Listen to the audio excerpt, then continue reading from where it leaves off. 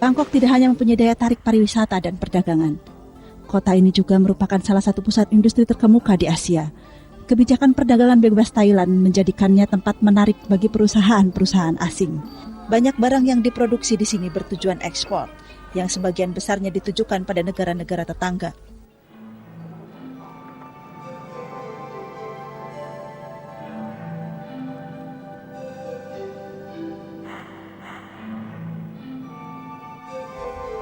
Rusdiels telah bekerja bersama para petani di Asia selama lebih dari 10 tahun. Kami mengikutinya dalam rangka jejak-jejak racun di Asia Tenggara. Kami menemukan bahwa aturan-aturan dan komitmen terhadap tanggung jawab perusahaan ini tak banyak berarti di lapangan. Kami akan berbicara pada para korban keracunan pestisida dan menemukan bagaimana serangga dan ikan-ikan mengganti peran zat kimia itu. Kamboja adalah kekhawatiran utama Rusdiels. Perbatasan-perbatasan yang dibuka baru-baru ini adalah jalan bebas hambatan bagi penyebaran pestisida. Kurangnya pendidikan, kemiskinan menyebabkan para petani itu percaya bahwa pestisida adalah sekutu mukjizat dalam perang melawan hama. Tetapi sebagian racun kimia yang melintasi perbatasan ini terdaftar pada Organisasi Kesehatan Dunia sebagai kategori 1A, yang berarti sangat berbahaya bagi kesehatan. Kekhawatiran Diels adalah bahwa para petani Kamboja tidak punya konsep tentang betapa berbahayanya pestisida. Meskipun telah mengajukan permintaan melalui asosiasi industri, kami tidak mendapat akses ke pabrik-pabrik pestisida itu. Kita sekarang di Bangpoo. Ini adalah zona industri pertama Thailand. Banyak perusahaan dunia berbasis di sini. Anda akan mendapatkan nama-nama yang akrab di telinga Anda seperti Zeneca dan Bayer. Sebagian dari perusahaan-perusahaan ini adalah perusahaan besar pestisida yang disebut perusahaan-perusahaan ilmu kehidupan. Perusahaan-perusahaan ini mengimpor bahan-bahan aktif untuk pestisida yang kemudian diformulasikan di sini dengan bahan-bahan tambahan seperti air, perokat, pengemulsi untuk menjadi produk air yang dipasarkan di sini dan di negara-negara tetangga. Kami sedang berdiri di depan salah satu pabrik pengolahan dari sebuah perusahaan kimia internasional. Kami ingin mengetahui apa yang terjadi di belakang dinding-dinding ini, tapi sayangnya kami tak diizinkan masuk membawa kamera. Kami ingin melihat apa yang sebetulnya mereka olah dan berapa jumlahnya, dan jika mungkin kemana perginya. Salah satu zat kimia utama yang ingin kami ikuti adalah metilparation. Zat kimia sudah berusia tua, ia menimbulkan banyak masalah pada tanaman padi di beberapa negara Asia. Metilparation dikategorikan oleh WHO sebagai 1A, sangat berbahaya. Bayer adalah salah satu produsen utama bahan kimia ini, namun ada ratusan perusahaan Thailand yang memproduksi metilparation dengan merek mereka sendiri, seringkali dengan aturan yang lebih longgar dibanding perusahaan multinasional seperti Bayer. Mereka dan mungkin juga aparat pemerintah percaya bahwa pestisida ini akan digunakan dengan aman, sebagaimana mestinya digunakan pada tanaman yang cocok dan pada waktu yang tepat. Namun kita melihat sesuatu yang berbeda dalam kenyataan. Perhentian pertama kami pada jejak-jejak racun ini adalah Prachitburi, jalan tengah antara Bangkok dan kota perbatasan Aranya Pratet. Sekarang kami hendak menempuh jejak racun pada jalan menuju perbatasan Kamboja. Kami ingin melihat luas jangkauan pasar, volume, dan jenis apa yang mereka jual di wilayah ini. Metilparation menempati urutan pertama daftar pestisida paling berbahaya yang dikhawatirkan Rusdiels. Tidaklah ilegal memproduksi atau menjual metilparation di Thailand, tetapi ini adalah satu dari daftar selusin racun jahat, sebuah daftar zat kimia terburuk menurut Jaringan Aksi Pestisida, sebuah lembaga internasional yang memonitor penggunaan pestisida di seluruh dunia. Ini adalah metilparation produk Bayer. Jika Anda lihat lebih dekat, Anda akan melihat kode peringatan internasional. Bila penglihatan Anda masih bagus, Anda bisa melihat ini adalah sarung tangan, masker penutup kaki, sepatu bot neopron. Ini adalah tanda untuk menempatkan di luar jangkauan anak-anak, menyimpan secara hati-hati. Ini berbahaya untuk makhluk-makhluk air dan ikan. Cucilah selalu tangan, sepatu bot, masker, sarung tangan. Ini kategori 1A, LD50. Artinya dosis mematikan 14 mg bagi setiap kilogram badan. Ini zat kimia tua dan cukup berbahaya, Folidol. Kami mencatat semua produsen besar terwakili di sini, sampai American Ceramide. Semua ada di sini. Kebanyakannya memang diberi label secara baik. Pemilik toko Krison Kulkit Paset telah menjual pestisida kepada para penyalur selama 20 tahun. Dia percaya pestisida itu dijual untuk pasar lokal, bukan untuk Kamboja. Kami kira ada beberapa bentuk perdagangan. Ada pedagang grosiran yang menjual kepada para pengecer di Kamboja atau orang-orang Kamboja datang ke sini yang kemudian mendistribusikan secara langsung kepada para petani. Mungkin juga ada orang-orang Thailand yang datang ke sana untuk investasi dalam pertanian sistem kontrak. Kini mereka mungkin membawa racun-racun kimia langsung dari Bangkok. Jadi banyak jalur distribusi bagi pestisida melintasi perbatasan. Kami kini beralih ke kota Aranya Pratet, di mana kami akan mencoba menemukan toko-toko pengecer dan grosir pestisida yang kemudian menyeberang ke Kamboja.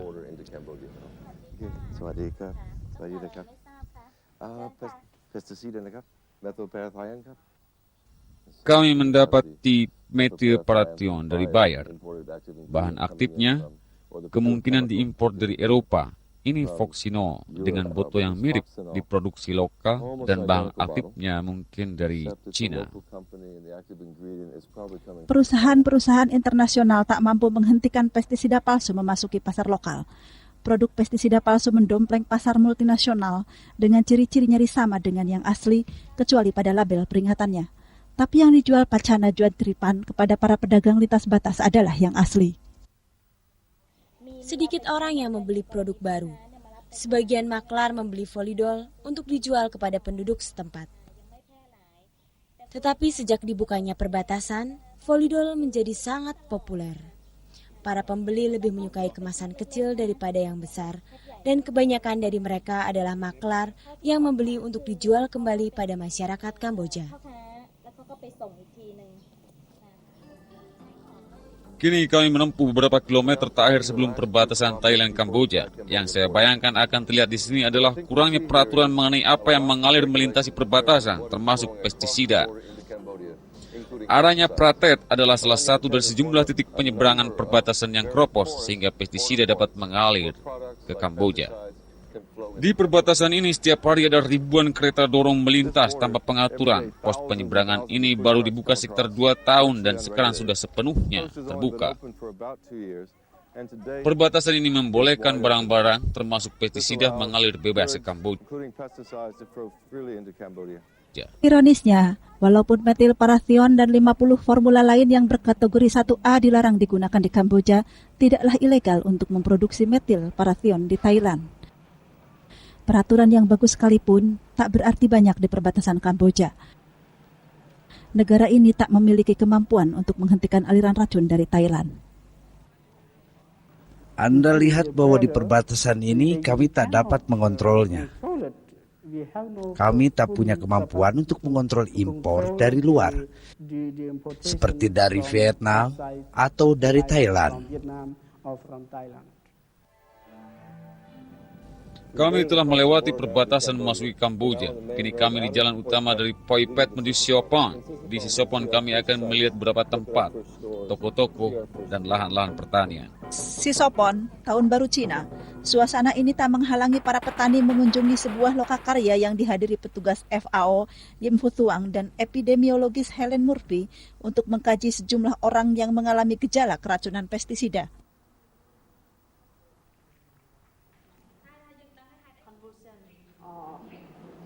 Consciousness. So what do you think about it? My goodness. It looks like one person had... Saya telah bekerja di beberapa negara Asia, dan pelatihan pertama yang saya lakukan bersama petani adalah bertanya tentang tanda-tanda dan gejala-gejala keracunan pestisida yang pernah mereka alami. Dan saya sungguh terkesan bahwa di Kamboja, mereka menerangkan secara praktis semua gejala-gejala yang kami ketahui.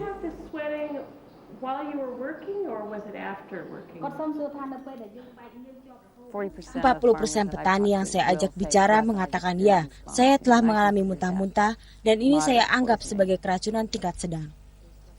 Tujuan sesungguhnya bukanlah menemukan data yang sempurna. Tujuannya adalah agar petani menemukan sendiri, memahami dampak kesehatan dengan melakukan pengamatan mereka sendiri, satu sama lain, sehingga mereka tahu jumlah paparan pestisida yang mereka alami. Inilah hal terpenting. Bagaimanapun juga, sebagian data itu valid.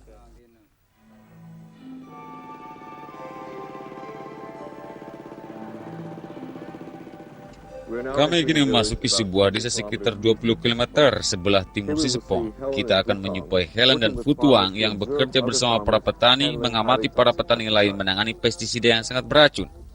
Saya pikir ini mulai menghilangkan mitos bahwa bahan-bahan kimia ini dapat ditangani secara aman oleh para petani dalam kondisi nyata di wilayah pedesaan. Mereka bertanya tentang apa yang sedang digunakan Buksuan dan tentang label-label itu. Dia tak bisa membaca. Futuang ditemani petani pemandu, pergi ke lahan bersama Buksuan.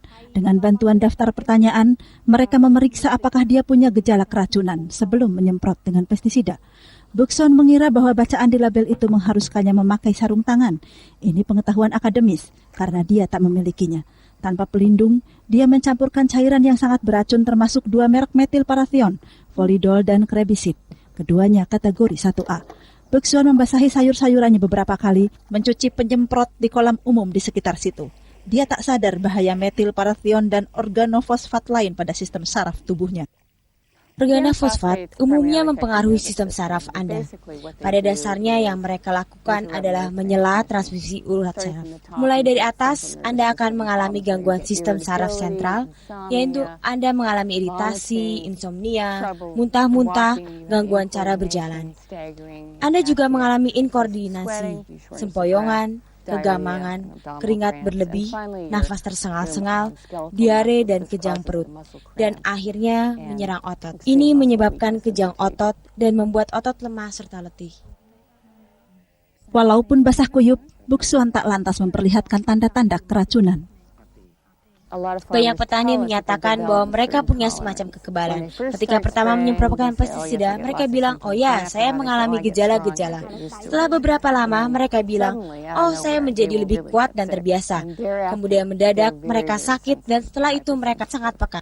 Karena gejalanya dapat timbul dalam semalam, kami kembali ke sana keesokan harinya. Buksuan periang dan suka bercanda. Sejauh ini dia tampak sehat. Futuang masih perlu waktu untuk menjelaskan padanya tentang bahaya dari apa yang dikerjakannya. Kemudian dia memetik sayur-sayuran untuk dijual ke pasar. Sayuran ini baru disemprot 14 jam yang lalu, kini mulai dibawa ke pasar. Kini giliran konsumen, ini sayuran berumur pendek yang bisa dipelihara dengan sedikit atau tanpa pestisida. Dia mati dari dekat. Penyemprotan itu bermaksud menghilangkan seekor kembang kecil yang melubangi daun-daun itu. Kumbang ini masih hidup meskipun cairan itu telah disemprotkan ke sini. Dia bisa terbang? Mari kita suruh dia pergi. Terbanglah, sayang. Saya bisa membuatnya melompat. Inilah persinggahan pertama kita di sebuah pasar di Kamboja untuk melihat bagaimana pestisida dijual. Hal ini sangat menarik. Kami ketemu lagi dengan teman-teman biasa. Volidol sangat terkenal, Lactose. Ini racun-racun kimia yang legal dan masih disegel, berasal dari perusahaan-perusahaan besar di Thailand. Kebanyakan yang kami lihat adalah yang dalam kemasan asli, datang dari Thailand dan Vietnam. Harga sarung tangan biasanya sekitar $1. Jika seorang petani hanya berpenghasilan $215 setahun, harga sarung tangan itu sama dengan keuntungan 3 hari kerja. Kami kini terbang di atas Siem Reap, lumbung padi ini menghidupi kerajaan-kerajaan lama Khmer dan membuat kerajaan-kerajaan itu tumbuh dan berkembang.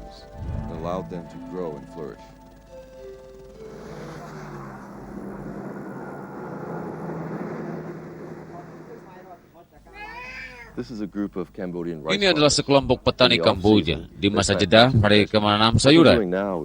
Yang mereka sedang lakukan adalah membuat peta tubuh. Mereka menggambarkan tanda-tanda dan gejala yang telah mereka alami ketika menyemprotkan dan menggunakan pestisida. Banyak keluhan dari para petani dan saya sudah mencatatnya di sini. Tetapi yang paling umum adalah iritasi mata, pandangan kabur. Ada 3 orang di antara peserta di sini yang biasa muntah, dan 10 orang di antara mereka mual, perasaan seperti muntah. Dan kita lihat tubuh mereka.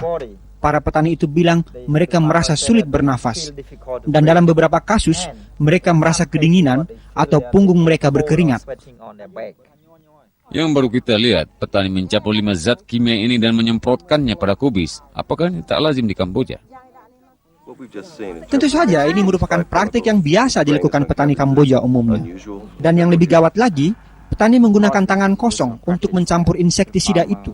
Sungguh berbahaya. Kita lihat pada lahan ini serangan rutela, ulat pada setiap daun, serangga dewasa terbang mengelilinginya, dan petani sudah menyemprot pestisida setiap 2 hari tanpa membuahkan hasil. Larvae on every leaf, diamondback moths flying around them, and they've been applying probably every other day to no effect. Inilah yang kami sebut sebagai lingkaran racun pestisida. Tanaman Anda diserang serangga hama, Anda menyemprotkan insektisida. Sebagian hama menjadi kebal, Anda mendapati lebih banyak serangga hama. Anda menyemprot lebih banyak lagi insektisida. Sebelum orang terbebas dari lingkaran setan ini, mereka akan terus meracuni diri mereka sendiri, mereka akan terus kehilangan tanaman mereka. Yang baru saja kita lihat di lahan adalah praktek lumrah para petani Kamboja. Dalam satu musim hal ini terjadi jika tak berjuta-juta kali, ratusan ribu kali. Ini memang mengerikan, parah. Ini adalah racun kimia yang tak dapat digunakan secara aman dalam kondisi sehari-hari seperti di Kamboja. Mereka tak bisa mengenakan alat pelindung karena, pertama, panas. Jika Anda menutupi badan dengan plastik, Anda akan pengap. Kedua, barangnya susah dapat. Yang ketiga, mahal. Ning Chai menjelaskan bahwa sebagian petani memandang pestisida sebagai simbol status. Sebagian petani mengatakan, oh, insektisida kimia itu bagus. Sama seperti mereka yang punya sepeda motor lantas punya mobil di pedesaan. Apa pendapat Anda tentang ini? Mereka adalah orang-orang modern. Begitulah persepsinya. Dan sebagian petani tergoda iklan dari Thailand dan dari Vietnam melalui perbatasan. Sebagian, saya bisa katakan sebagian makelar, pengusaha kecil yang melintasi perbatasan dan berbicara pada para petani. Anda dapat menggunakan produk ini sehingga hasil tanaman lebih tinggi dan dapat membunuh semua serangga. Seperti halnya si Sepon, pasar di Siem Reap penuh dengan pestisida kategori 1A yang sangat beracun. Pestisida apa yang paling populer di sini?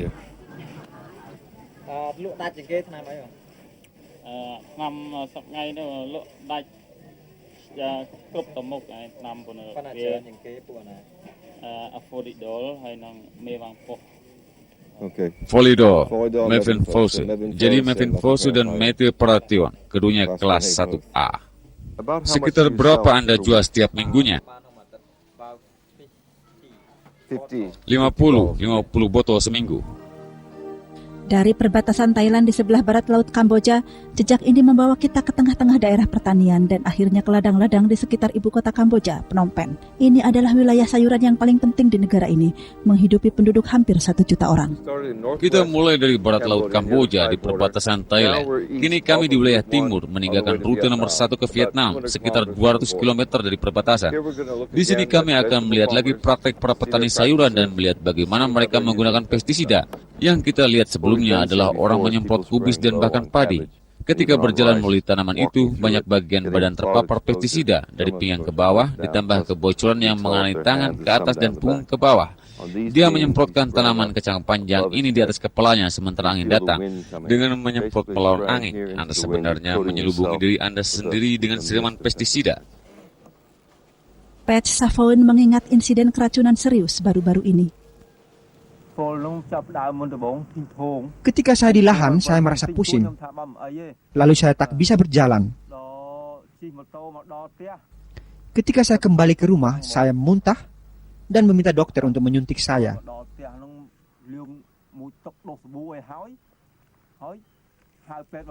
Saya harus menggunakan pestisida. Tidak ada alternatif lain. Saya seorang petani. Tidak ada pekerjaan lain. Pat Savoon adalah salah seorang dari sekelompok petani yang mengikuti sekolah lapangan petani. Kegiatan ini untuk membantu mereka mengenali efek pestisida beracun dan mengurangi penggunaannya. Kebanyakan anggota kelompok petani itu mengakui pernah merasakan tanda dan gejala kesakitan itu. Para petani itu telah melakukan survei tentang racun pestisida yang digunakan di tempat itu. Hasilnya mengagetkan.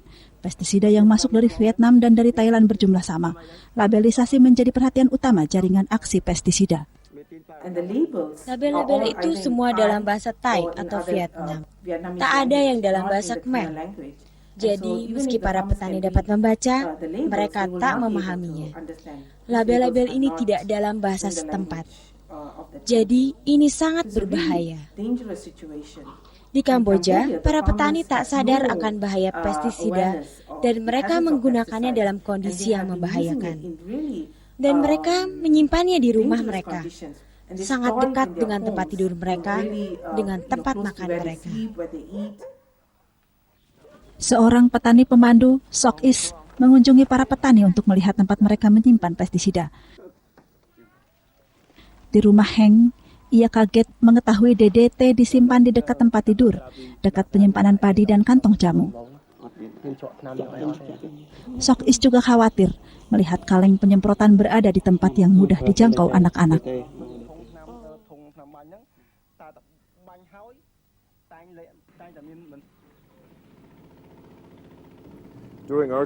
Selama perjalanan, kami sudah melihat sejumlah tempat dan melakukan sampling, tapi SIDAK, LSM Kamboja yang pertama dan mungkin satu-satunya yang menggarap masalah pertanian, telah melakukan banyak penelitian, pelatihan, dan advokasi, khususnya mengenai pestisida. Kami harap pengalaman mereka dapat membantu membuktikan kesan kuat kami dan memberikan lebih banyak data tentang masalah pestisida di Kamboja.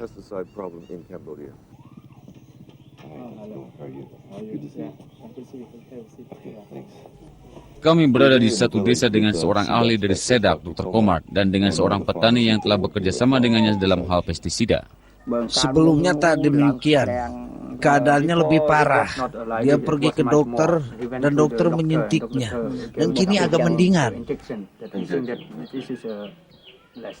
Iritasi kulit Chen Leang ditambah dengan ketidakmampuannya duduk lama, tidur sering terganggu dan kurangnya konsentrasi menunjukkan keracunan dari paparan pestisida sejak lama. Kami telah masuk ke Kamboja dan melihat beberapa peristiwa, tapi hanya dalam waktu seminggu. Anda telah melakukan pekerjaan serius ini untuk SEDAK dengan banyak petani. Apa yang Anda temukan di sini? Dari banyak petani yang kami temui, 1 di antara 3 pernah keracunan. Kadang kami memotretnya. Setelah mengalami masalah dengan pestisida, itu adalah tangan mereka. Mereka menggunakan pestisida dan melalui kontak ini Anda dapat lihat gejala-gejalanya. Ini kontak dermatitis, penyakit kulit parah dan khas akibat dari pestisida. Dan seperti ini, yang ini, dia minum air dari sawah. Kami banyak melihatnya di sawah. Anda sebetulnya sedang membuat sop beracun yang kemudian memasuki persediaan air minum Anda.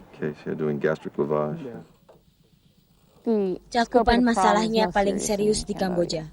Saya sungguh tercengang oleh apa yang saya lihat di sini. Di negara manapun saya belum pernah melihat pestisida yang sedemikian dahsyat digunakan dengan cara yang sangat berbahaya seperti di sini. Belum pernah saya dengar begitu banyak cerita tentang apa yang saya anggap keracunan tingkat menengah dari penggunaannya. Tetapi saya kira masalah ini sangat tersebar di seluruh Asia Tenggara. Di Indonesia kami memperkirakan sekitar 9% petani akan sakit pada waktu tertentu pada setiap jangka waktu 1 tahun. Dalam penelitian kami di Jawa, kami menemukan bahwa 20% dari penyemprotan berakibat langsung dengan 3 atau lebih tanda dan gejala keracunan pestisida. Keprihatinan terbesar saya adalah bahwa masalah ini benar-benar diabaikan negeri ini. Kita mempunyai penduduk yang sangat rentan dalam hal kesehatan. Mereka punya malaria yang hampir tak tertanggulangi, tingkat penyebaran penyakit TBC yang tinggi. Tifus sudah seperti flu saja laiknya. Dan mereka menghadapi perjangkitan AIDS paling besar di kawasan ini. Karena itu bantuan dana difokuskan pada isu-isu kesehatan seperti itu. Tetapi petani dan isu keracunan pestisida saya kira sepenuhnya dilupakan. Menurut saya, rumusan tentang penggunaan secara aman hanyalah harapan kosong belaka. Tidak ada jalan agar seorang petani dapat benar-benar tak terkena racun di ladang. Dia harus mengenakan baju ruang angkasa, dan hal itu mustahil di sini.